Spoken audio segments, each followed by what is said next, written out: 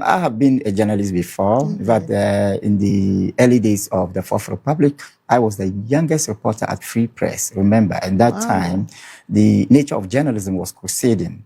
Yeah, you just didn't need to be intelligent. You also needed to be very brave to be able to practice journalism. Yeah, so Free Press, owned by Tommy Thompson and edited by Eben Kwaku, very critical newspaper, and it was the only newspaper that stood up to the power that was at the time. So I understood very well how journalism was very difficult to practice in this country, and that is why I'm saying that in comparison, it is better now. Okay. But in isolation, it is still not the best, and ours is the best because if you measure how journalism was very difficult to be practiced at that time. You remember, we're just transiting from military dictatorship to constitutional democracy, and therefore we still had remnants of the junta, military dictatorship, and that was the time. If you remember,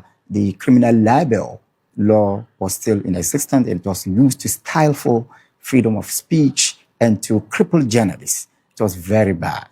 Yeah, so today, no more criminal libel law. That's right. Yes, but the environment is not safe enough for journalists to practice. And I'm saying in isolation, it is still better because if you compare that, the period, if you compare this period, that you and I are at liberty to talk, even though we may be aware of the consequences, at least we are still having the right to talk. Remember, before this era, there was what we called the culture of silence. At that time, no one could talk. So if you compare the culture of silence and then the culture of speaking now, you realize that it's still better. But in terms of safety, why do we need to go for the best? We need to go for the best because we have practiced democracy over 3 decades. So if after 3 decades of uninterrupted constitutional rule, we still have problems with the safety of journalists, then there is a big question.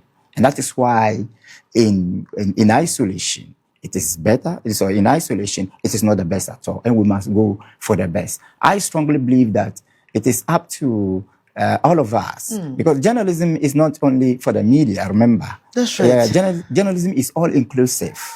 Yes, it is something that affects every aspect of human life, from politics to religion, from society to commerce, from academia to industry. So once it affects everybody's life, I think it should be a national issue, and we should try as much as possible to do everything within our might to increase the safety of journalists. Of course, you are very clever to say we should concentrate on the issues in Ghana, because if you look at the world, if you put it in the context of global stage, you will realize that it's not only limited to Ghana. That's right. Yeah, it is something that is disturbing the whole world. And it is also a product of authoritarianism.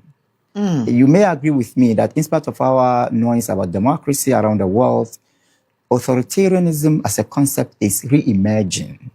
Even we now have what I call constitutional authoritarianism, democratic structures, but authoritarianism exists. Even in advanced democracies. Remember, just imagine what is happening in US now. Yes. In UK now. These are examples of advanced democracies. But when it comes to press freedom, look at their attitude towards just criticizing what they stand for. You realize that these are instances of constitutional tyranny or constitutional authoritarianism. And once we have such a dirty environment, please, pardon my words, once you allow constitutional authoritarianism or even military authoritarianism to flourish, definitely the safety of journalists will be in jeopardy.